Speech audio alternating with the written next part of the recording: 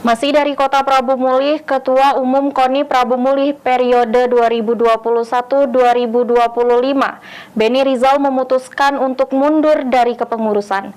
Namun pasca mundur dari Ketua KONI, ternyata sang mantan ketua banyak meninggalkan PR hingga hutang saat Porprov dahulu. Pengunduran diri Beni Rizal sebagai Ketua KONI Kota Prabu Mulih 11 September 2023 jelang perhelatan Pekan Olahraga Provinsi ke-14 di Kabupaten Lahad berdampak terhadap kepengurusan internal KONI. Daud Rotasi yang ditunjuk menjadi PLT Ketua KONI Prabu Mulih di hadapan wartawan mengaku saat ini ada dua tugas yang harus diselesaikan.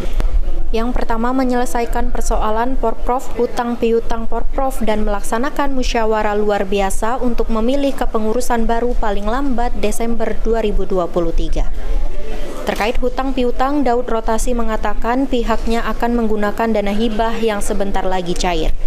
Hutang tersebut meliputi makan atlet, penginapan, uang saku cabor, transport cabor yang belum diberi Rp1 pun.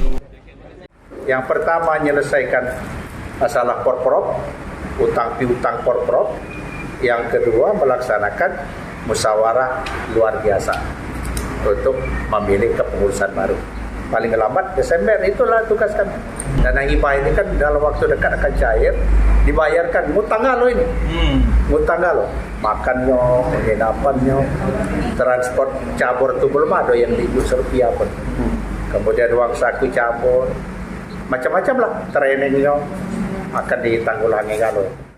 Daud Rotasi yang pernah menjabat Ketua KONI 2017 sampai 2021 mengungkapkan akan memprioritaskan PR yang paling mendesak yakni permasalahan Porprov. Selanjutnya musyawarah luar biasa yang akan digelar secara sederhana.